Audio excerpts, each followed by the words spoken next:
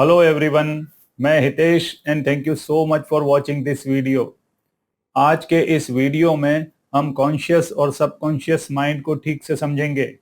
हम समझेंगे कि कॉन्शियस माइंड क्या है, सबकॉन्शियस माइंड क्या है और सबकॉन्शियस माइंड को प्रोग्राम कैसे किया जाता है और सबकॉन्शियस माइंड को प्रोग्राम करने में कौन सी बड़ी गलतियां होती है जिसकी वजह से लोग आसानी से सबकॉन्शियस को रिप्रोग्राम नहीं कर पाते।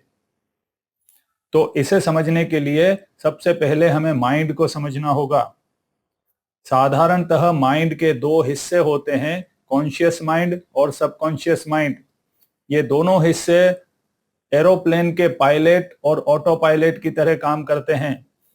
यानी जब पायलट किसी प्रक्रिया का नियंत्रण अपने हाथ में ले लेता है तो ऑटो पायलट साइड लाइन हो जाता है, लेकिन अगर पायलट सो जाए या अपनी प्रक्रिया को छोड़ दे तो उस प्रक्रिया को ऑटो पायलट संभाल लेता है।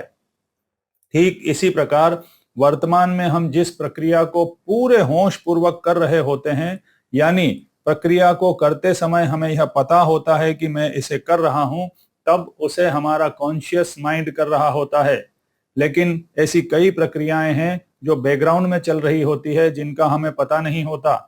उन सारी प्रक्रियाओं को हमारा सबकॉन्शियस माइंड नियंत्रित कर रहा होता है। तो इस प्रकार हमारे माइंड के दो हिस्से होते हैं जो दोनों मिलकर हमारे जीवन को संतुलित कर रहे होते हैं। जैसे अगर आप अभी भोजन कर रहे हैं और साथ में विचार भी कर रहे हैं, विचारों में खोए हुए हैं, तो आपका जो कॉन्शियस माइंड है वह विचारों को करने में लगा हुआ है, विचारों में खोया हुआ है, लेकिन आपका शरीर जो है वह भोजन कर रहा है। तो यह काम आपका सबकॉन्शियस माइंड कर रहा है। इस प्रकार चौबीसों घंटे कॉन्शियस और सबकॉन्शियस माइंड एक दूसरे का सपोर्ट करते रहते हैं। और आम तौर पर सबकॉन्शियस माइंड को किसी रहस्यमयी चीज की तरह प्रस्तुत किया जाता है, लेकिन यह कोई रहस्यमयी चीज नहीं, यह बहुत ही सिंपल है। इसे एक और उदाहरण से देखते हैं। अगर आप हर दिन शर्ट पहनते हैं, लेकिन आपको अब तक ये नहीं पता कि आप शर्ट पहनते समय शर्ट में पहले कौन सा हाथ डालते हैं, तो आपका यह काम, शर्ट पहनने का काम, आपका सबकॉन्शियस माइंड कर रहा है। तो जिस प्रक्रिया के प्रति आप जागरूक नहीं और फिर भी वह हो रही है, तो इसका मतलब है वह सबकॉन्शियस माइंड के द्वारा संचालित हो रही है। और इस प्रकार की हजारों प्रक्रियाएं होती रहती है जिनका हमें पता नहीं होता। हमें किसी खास बात पर गुस्सा आ रहा होता है, लेकिन हमें पता ही नहीं कि हम कब ट्रिगर होते हैं।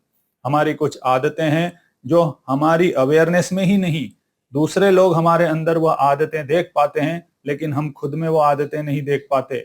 फिर हमारे कुछ बिलीफ सिस्टम होते हैं जो सबकॉन्शियस लेवल पर बैकग्राउंड में काम कर रहे होते हैं, जिनका हमें पता ही नहीं होता। तो इस प्रकार सबकॉन्शियस लेवल पर इतनी सारी चीजें चल रही होती है जो हमारे जीवन को ड्राइव कर रही होती है, और हम समझ ही नहीं पाते कि हमारे जीवन में ये क्या हो रहा है, क्योंकि उन्हें हमारा सबकॉन्शियस माइंड चला रहा होता है। और स्टडीज के अनुसार हमारे जीवन का लगभग 95 से 97% हिस्सा हमारे सबकॉन्शियस माइंड के द्वारा संचालित हो रहा होता है। तो इस प्रकार हमारे माइंड के दो हिस्से हैं, कॉन्शियस और सबकॉन्शियस।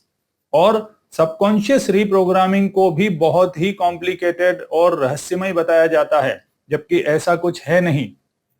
जैसे अगर आप शर्ट पहनते समय आदतन अपना दायां हाथ पहले शर्ट में डालते हैं, यह आपका एक प्रोग्राम है।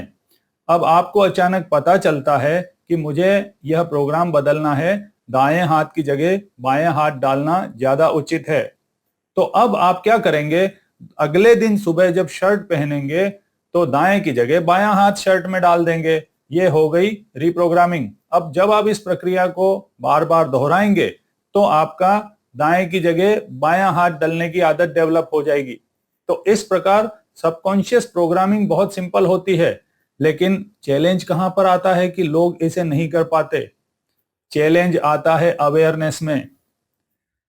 हाथ बदलना इतना कठिन नहीं है, लेकिन अगले दिन शर्ट पहनते समय इस चीज को याद रखना कि आज मुझे दाएं की जगह बायां हाथ शर्ट में डालना है, यह ज्यादा कठिन होता है, क्योंकि हम दिन भर विचारों में खोए रहते हैं, हमारा शरीर दैनिक जीवन जीता रहता है।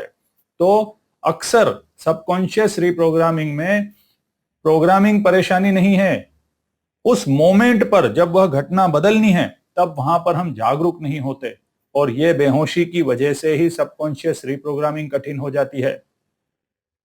और दूसरी चीज यह है कि हमारी कुछ इतनी तीव्र भावदशाएं होती है कि उनका हमें पता होने पर भी हम उसे नहीं बदल पाते।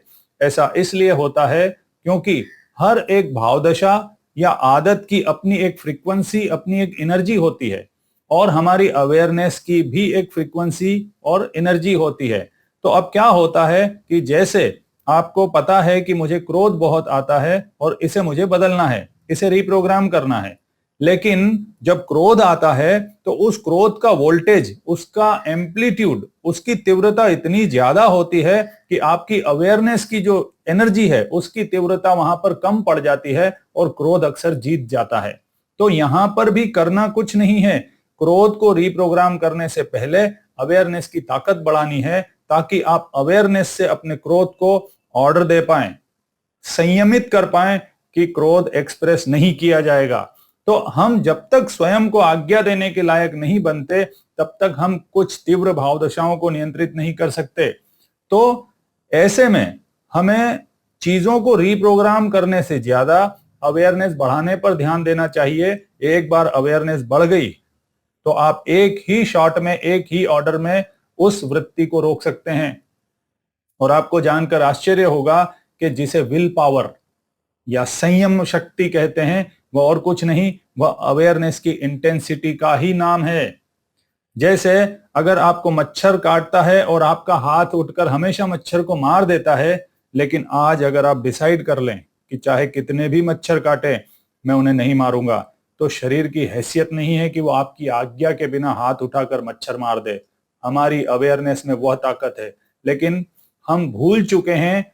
इसकी वजह से हम अपनी ताकत को वापस अपने हाथ में ले ही नहीं रहे। विचार चलते रहते हैं, लोग कंप्लेन करते रहते हैं कि विचार नहीं रुक रहे। कभी आपने ऑर्डर देकर देखा है? कभी अपने माइंड को जोर से शट अप बोलकर देखिए, वो तुरंत रुक जाता है। हम रोक ही नहीं रहे, हम भूल ही चुके हैं कि इसे हम चला रहे हैं। तो इस प्रकार अवेयरनेस अगर बढ़ जाए तो हम ऑर्डर देने के लायक हो जाते हैं। तो सबसे पहली जो प्रॉब्लम आती है जिसकी वजह से लोग सबकॉन्शियस को रिप्रोग्राम नहीं कर पाते, वो है अवेयरनेस की कमी या कमजोर अवेयरनेस। और सबकॉन्शियस रिप्रोग्रामिंग में अगली प्रॉब्लम यह आती है कि हम सही जगह पर रिप्रोग्रामिंग कर ही नहीं रहे होते।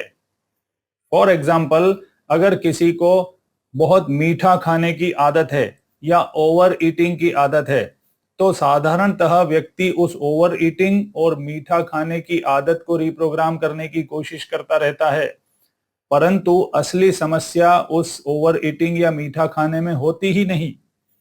मीठा खाना और ओवर ईटिंग इसलिए कर रहा होता है शरीर क्योंकि व्यक्ति के जीवन में कुछ दुख है, कुछ तनाव है। जब भी कोई व्यक्ति दुख या तनाव में होता है तो उसका शरीर सुख भोगने के किसी भी मौके को छोड़ता नहीं, वह सुख मिलते ही लपक पड़ता है। तो जैसे ही ऐसे व्यक्ति के सामने मिठाई या कोई स्वादिष्ट भोजन आएगा, वह अपने आप को रोक ही नहीं पाएगा। तो समस्या उस भोजन या मीठा खाने में है ही नहीं, और वह उसे ठीक करने की कोशिश कर रहा है। असली समस्या है जीवन का दुख। तो अगर यह व्यक्ति अपने जीवन के तनाव के असली कारणों पर काम करे, अपने दुख को मिटाने के असली कारणों पर काम करे, तो यह मीठा खाने और ज्यादा खाने की आदत अपने आप चली जाएगी। क्योंकि शरीर को सुख भी चाहिए होता है, अगर उसे कहीं और से नहीं मिल रहा तो वह जो इमीडिएट अवेलेबल चीजें हैं उसमें सुख ढूंढने लगता है। और यह ठीक ऐसा ही है जैसे कोई पत्तियां काटता रहे, जड़ों पर काम ही ना करे। ऐसा व्यक्ति अगर बहुत ताकत लगाकर अपनी किसी आदत को बदल भी लेता है तो वह थोड़े दिनों तक तो रुक जाएगी, या फिर वापस आ जाएगी कुछ दिनों बाद, या फिर वह रूप बदलकर कुछ और करने लगेगी। तो असली कारण का पता ना होने की वजह से व्यक्ति सही तरीके से सबकॉन्शियस रिप्रोग्राम नहीं कर पाता। वह सिर्फ अंधेरे में तीर चल रहे होते हैं, कभी कोई तुक्का लग गया तो लग गया।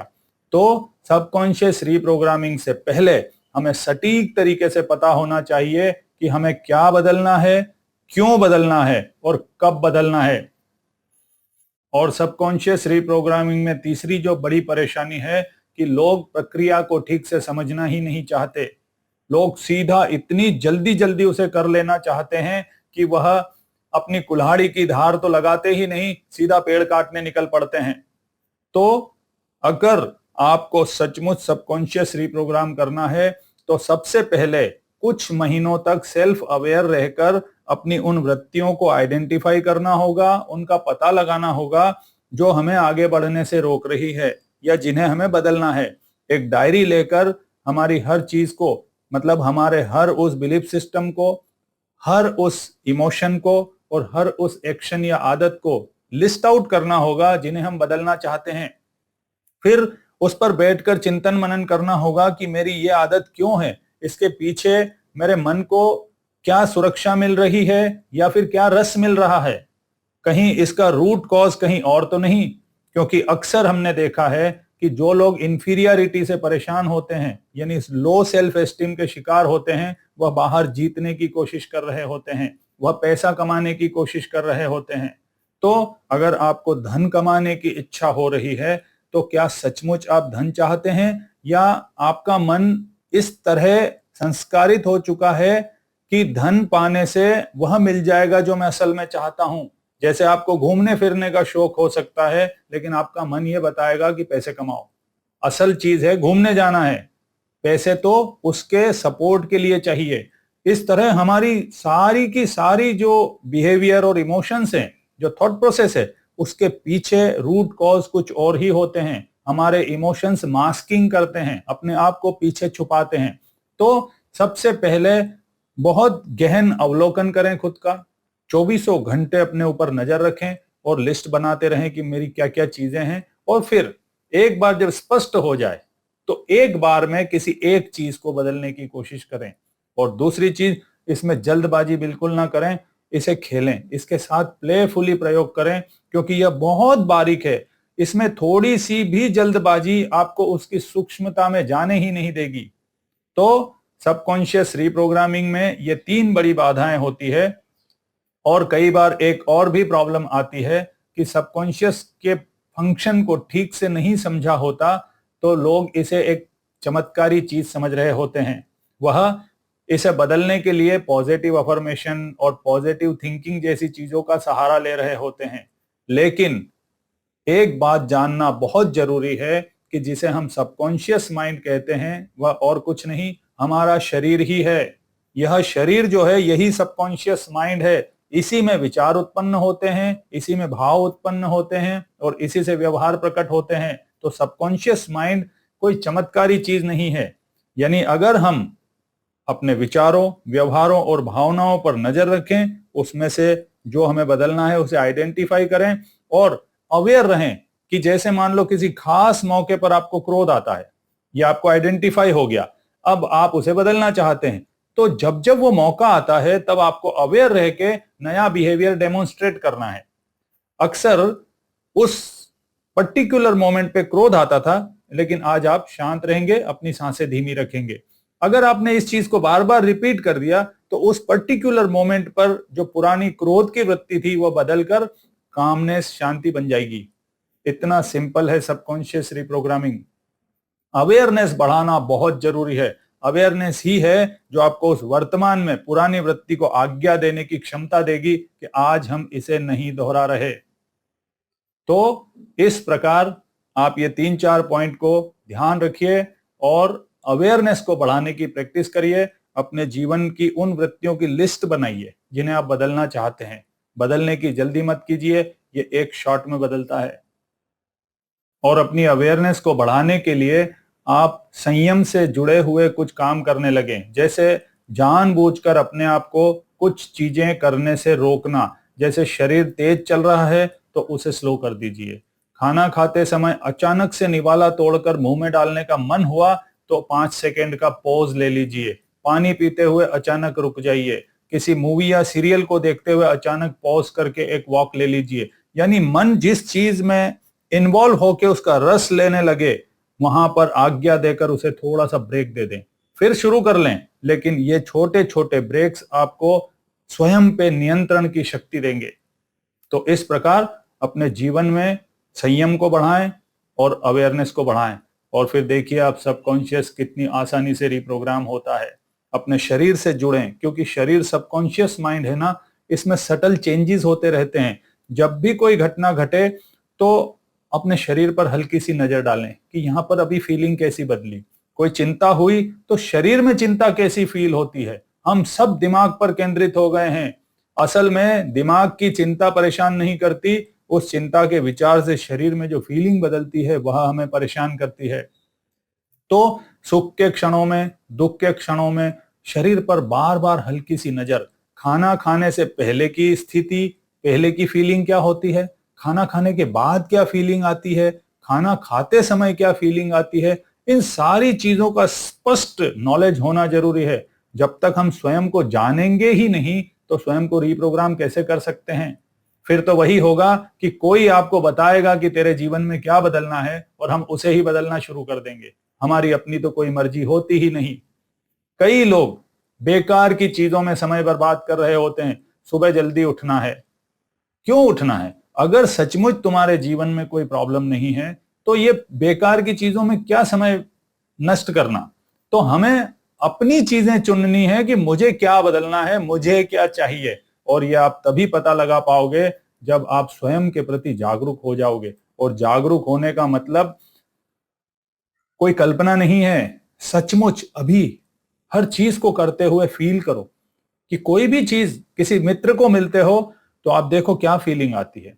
आप पाओगे हर अलग अलग व्यक्ति को मिलने पर अलग अलग अनुभूति होती है, और वह अनुभूति ही आपका ज्ञान बनेगी कि किसे दोहराना और किसे रोक देना। यहीं से जीवन स्पष्ट होता चला जाएगा। तो सेल्फ अवेयरनेस को बहुत लाइटली ना लें। ये सारी चीजों का रूट है, सब चीजों की मालकिन है। ये एक चीज के आने पर इतनी सारी चीजें ठीक हो जाती है जिसकी मैं आपको कोई कल्पना नहीं बता सकता। तो इस पर काम करें और मुझसे जुड़े रहें। तो आज इतना ही, और इस तरह की और भी इंटरेस्टिंग और यूजफुल चीजें लेकर आता रहूंगा। तब तक के लिए धन्यवाद।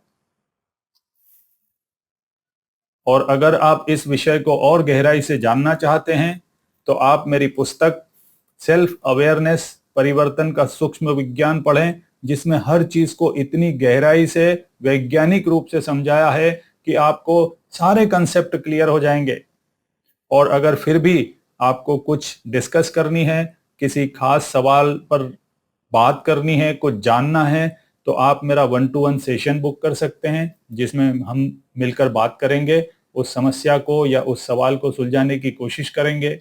और ध्यान के प्रयोग में अगर आप गहरे उतरना चाहते हैं तो मेरी वर्कशॉप ज्वाइन कर सकते हैं, जिसमें सेल्फ अवेयरनेस और मेडिटेशन और सबकॉन्शियस माइंड, इमेजिनेशन का साइंस, इन सारी चीजों को इतने विस्तार से समझाया हुआ है और फिर अंत में इन सब के प्रयोग बताए गए हैं। तो जो लोग प्रयोग में उत्सुक हैं उनके लिए मैं आपको ये वर्कशॉप रिकमेंड करूंगा। आप इसे ज्वाइन करें और ध्यान की कला सीखें। धन्यवाद।